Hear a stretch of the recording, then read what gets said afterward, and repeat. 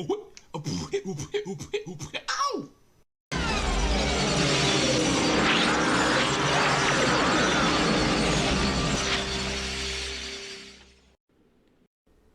Greetings YouTube and welcome back to another Quantum Leap review. Well, I'm sorry guys, I'm a little late on this one considering I wasn't sure about when the show was supposed to come back after its little hiatus. But, I'm back now and I'm happy because not only is it a brand new episode of a series that it's actually kind of growing on me, but also I found great news. And for those of you who haven't heard of it, Quantum Leap has been greenlit for a second season. Yes, yes, yes. I feel this series has great promise. And ladies and gentlemen, please, if you haven't started watching it, I recommend you check it out and let other people know about it. Also, let them know about this channel. As always, comment, rate, subscribe. Guys, I like feedback. If you feel so inclined, it really does mean a great deal to me. And so, without further ado, we're going to go ahead and get into this. Now, please excuse me if I'm a little hesitant and trip over some things, because I watched it yesterday. I wanted to do this review while it was, still fresh in my mind, but I did watch it right before I went to bed. So I'm going to go ahead and just, as I usually do, use Wikipedia, the article, just to jog my memory about a few little things here and there.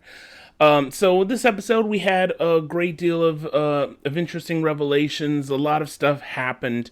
And this particular episode, episode 9, Fellow Travelers, I think is one of the better ones thus far, as it really did use the limited amount of time for the A and B plot to its optimum level.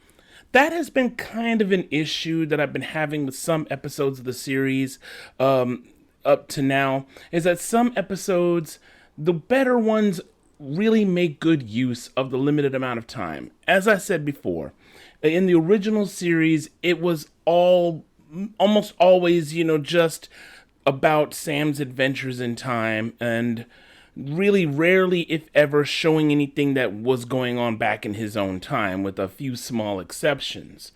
So you had a lot of time to build up the plot, to give a lot of character development, make the episodes, make you really connect with the characters in the episodes, and really make them come out as something that the audience could really just get into. With this one, you have a little bit less time, and the writers are juggling with two separate plots. One, of course, being Sam's adventures in time, and the other, the things that are going on in his own time, unraveling the big mystery of why he leaped in the first place.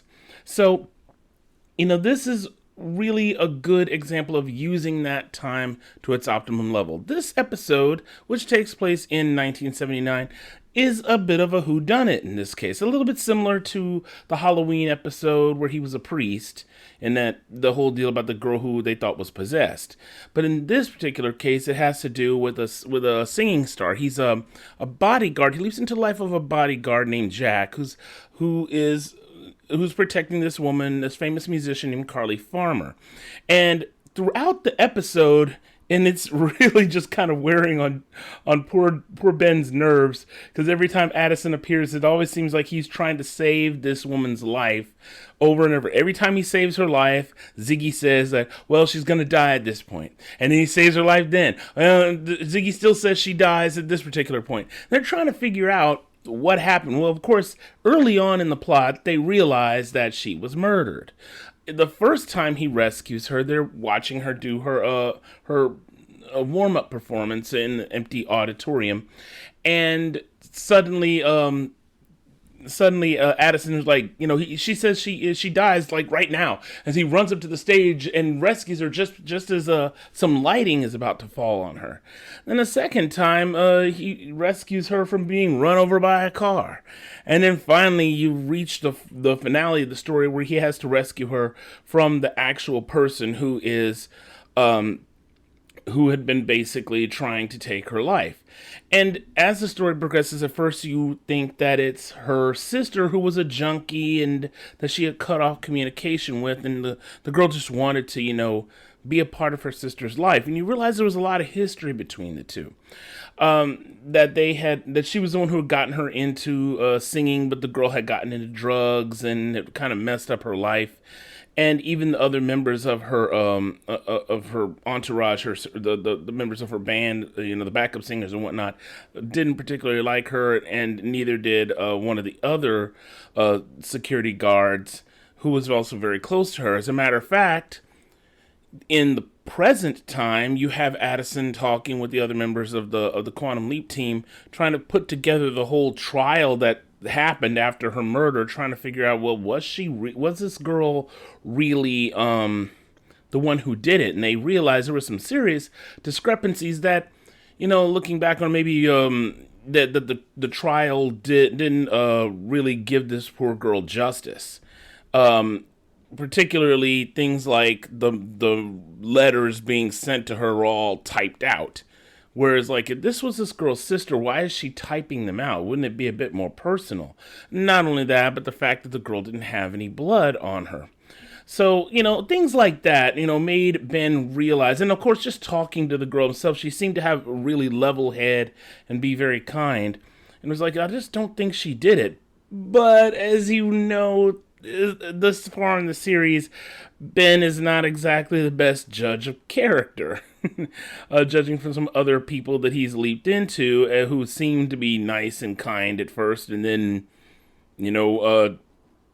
one guy, of course, when he was that priest, tried to kill him, and, and he seemed pretty level-headed, so even Addison had her doubts, and not only that, but what's going on is Addison having to deal with the fallout of Ben finally remembering why he leaped in the first place. And if you remember, of course, at the end of the episode of Stand By Ben, the prior episode, he did tell her that I leaped because it was to save your life. And of course, all the stuff they've been digging up thus far, him using certain calculations on jumping through time to develop enough temporal momentum to shoot himself into some point in the future, which people thought was supposed to be impossible. And that kind of makes me wonder why, because it was never said in the original series, that you couldn't go into the future. Sam never did, and I felt that I think Donald P. Bellisario, the guy who created Quantum Leap, kind of missed out on some interesting opportunities to do that, to play with those kinds of ideas. Just as an aside, it also kind of fascinated me that the Evil Leaper storyline in the original series didn't, that wasn't Bellisario's idea. As a matter of fact, I think he said he didn't really like that, even though I thought that was one of the better story arcs in the entire series. But nobody's perfect. But all that aside, let's go back to the story. So, where do we leave off? So, so Ben is working with Addison to try to figure out what's going on, who's making attempts on his life. And the more evidence that Addison starts digging up, they realize that it was the other security guard. What was that guy's name? No, it wasn't a security guard. I'm sorry. It was her manager, a guy named Trevor. And he found out that after the trial, he inherited all the royalties and stuff off of her music after her death, or posthumous releases and stuff like that. And so they thought that he was the one who was behind, her murder. But after she basically fires him and dismisses him, realizing that he had basically been planting these letters because he was trying to keep her separated from her sister, you find out that, well, she still dies. So Addison and Ben come to realize, oh man, we haven't figured it out. Somebody's still trying to kill her. And then they realized that it was one of her backup singers, the one girl who also had an issue with Carly's sister, and her name was Loretta. Excuse me, I'm still just kind of going over the stuff that I'm looking at here on Wikipedia because I'm very, very bad with names. However, it was Loretta, one of her backup singers, which she ends up letting a lot of people in during the concert, try to confuse Ben and separate him from Carly. and he manages to get through the crowd and rescue her right at the last minute, but he gets stabbed himself. Fortunately, the wound isn't terribly deep. They manage to stitch him up, and he's watching, and of course, Loretta gets arrested, and he's watching Carly perform.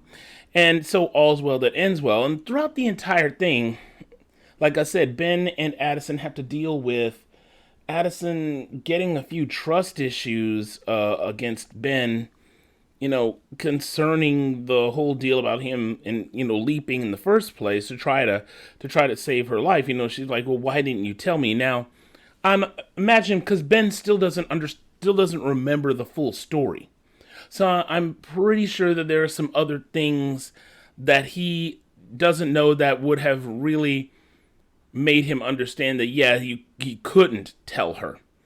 And the same reasons why, of course, Janis had to do what she did. Speaking of Janis, so we get Ian, the tech guy, using Ziggy to track her to find out where she would have gone to. And they find out that she's gone to Belize. Jen, the one who they hadn't really done much with up to like a certain point in the story, she being a security gal herself and having a lot of know-how about behavior of some criminals, realizes that out of all the destinations that Ziggy says possible, she chooses Belize because of certain factors. So she goes there, sure enough, finds Janis chilling at some hotel and out by the beach, and so she just sits down and tries to talk to her. But Janis, of course, is intractable and won't really reveal anything about, why, she's doing this, why she's been trying to work against the people at Project Quantum Leap. And Jen, tries to appeal to her reasons, saying, we're not enemies here, but Janis doesn't want to have anything doesn't have anything to do with it. She's not having any of it, excuse me. And so she gets Janis's former workers to take her with them. It's really kind of a funny scene, seeing these two big beefy dudes come up behind her when she thinks she's about to leave. And she's like, I paid these guys really well. And then she said, the government pays better. I love that little part. So we still haven't gotten the full story yet about what's going on. But at least thus far, we've got Janis in the custody of Project Quantum Leap. And I really think that what's going to happen next, and this is just a prediction of mine, is that they're going to try to convince her that we're not enemies here.